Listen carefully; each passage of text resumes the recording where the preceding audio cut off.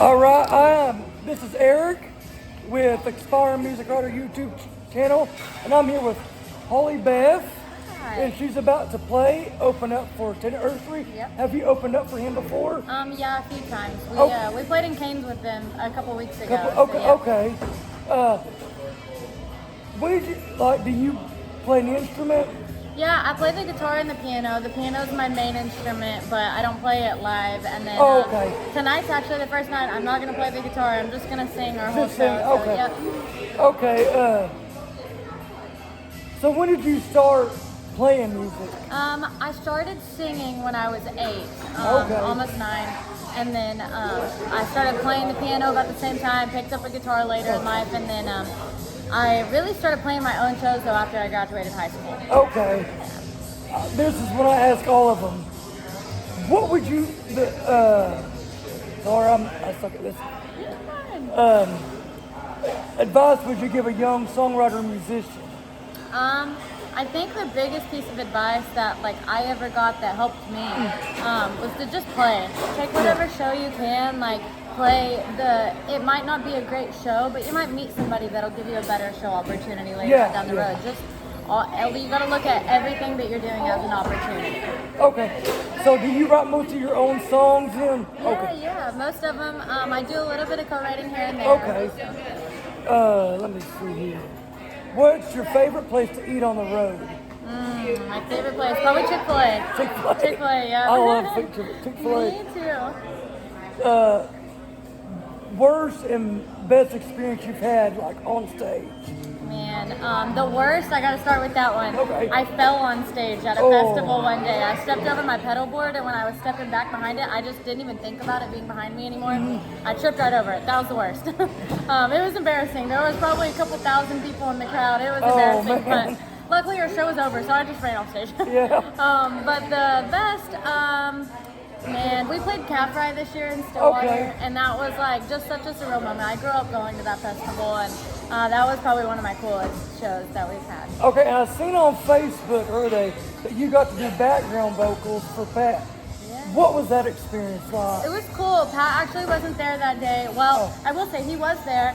I ran into a lot of traffic in Austin. We hit a wreck right before we got there, and I was running about 45 minutes behind after that, and he had left. He had to go to Dallas. But okay. That was really cool. I worked with his producer on that, just doing those harmonies, but it was really cool. I was so honored to even be asked to be a part of it.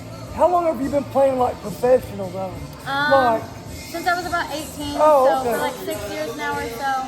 Okay. But really, the kind of shows that I'm playing now really only maybe 2 or 3 years. Okay. Describe your songwriting process. Does the lyrics come first or the melody? Or the A music? lot of times the lyrics come first for me. The melody and lyrics sometimes kind of go hand in hand for me. I kind of might have to work on the melody a little bit, but I'm not a great instrumentalist, so sometimes the music is second for me, or somebody else might put some better chords behind it, but a lot of times lyrics. Okay, if you had the ultimate collaboration, who would it be? In any genre? Any genre? Okay. Probably either Maren Morris or Paramore. Okay. Those two are my idols. Okay. What was do you remember your first concert you ever went to?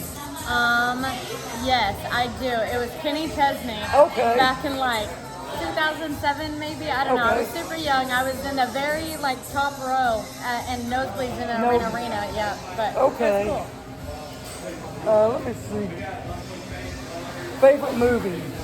Oh man, that's hard. I really like the National Treasures. Okay. I don't know why, but those are my guilty pleasures. Okay. Actually, that's another question I usually ask. What is an artist or a band that you listen to that most people wouldn't think? Oh, I didn't think you know. Yeah, that's kind of out of the ordinary. Yeah. Alan Stone. Okay. Yeah, I love Alan Stone. He's kind of more of a little soulful, little bluesy. Okay. I guess I don't even know what he even is, but I love Alan Stone. Okay. If you could have any wish, Any song that you wish you would have wrote, what would it be? Wow, that's a good question.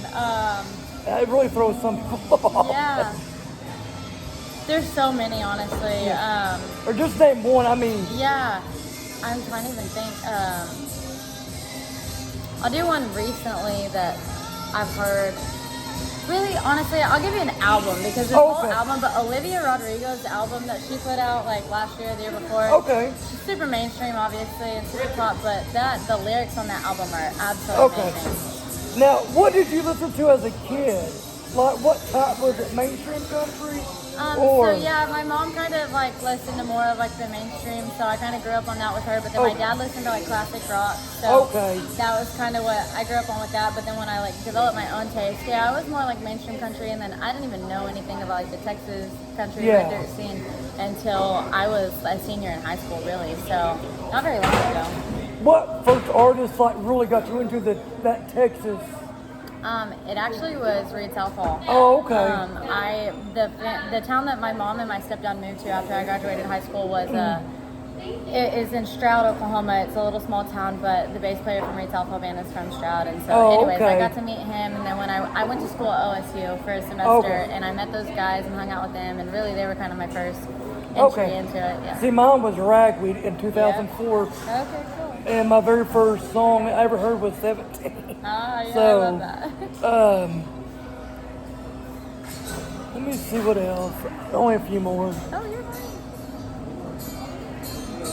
Top 3 favorite albums. Favorite albums. Let's see. Maren Morris, the Girl album. Okay. Paramore Riot. You can see why I love them too. I'm trying to think. Honestly, probably Miley Cyrus. Just her Bangers album was so good to me. I wouldn't. I knew of her. Yeah. I mean, but I'm a little bit older. But not the live album she came out with, but the one before. I can't remember what it's called. I'm not even sure.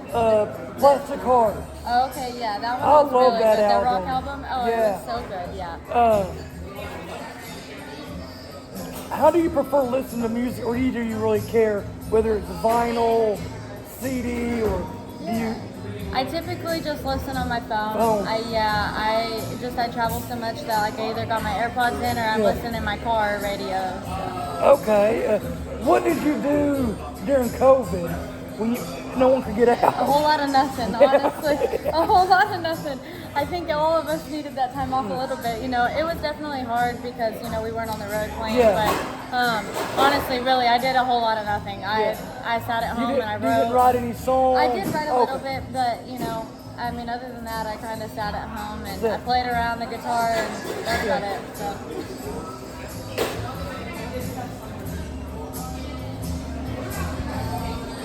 Was there like a defining moment in your life where like you knew this is what I want to do? Music.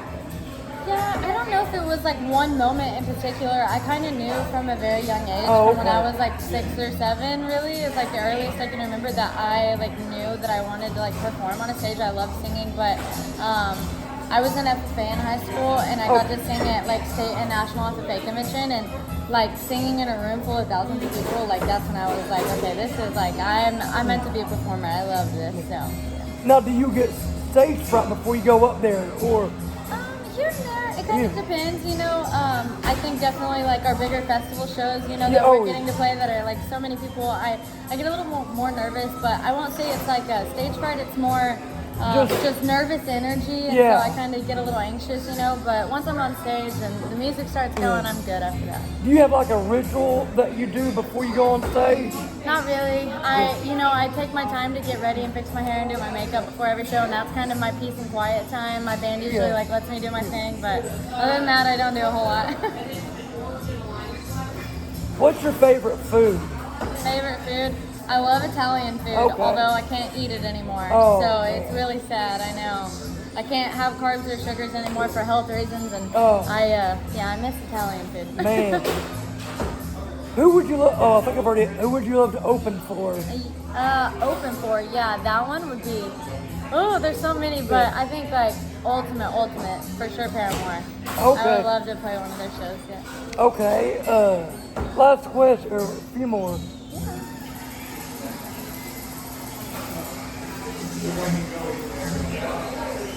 What are your hobbies outside of music? It's a good question because I don't have a lot. That's like me. I'm consumed by music, but I'm really close with my family. I know that's not necessarily a hobby, but I like I live with my dad and then my little brother, he's 16, so he's kind of getting a little older now. I go home a lot and spend some time with them, but man, I don't do a lot outside of music. Well, I'm the same because I just write, like when I'm not going to concerts, I write songs. So. Yeah. Lyrics. I really like to paint. I do that here and there, to draw, kind of stuff like that, but I really just kind of, my life's kind of consumed by music right now, so I really do a lot of that. Any new projects?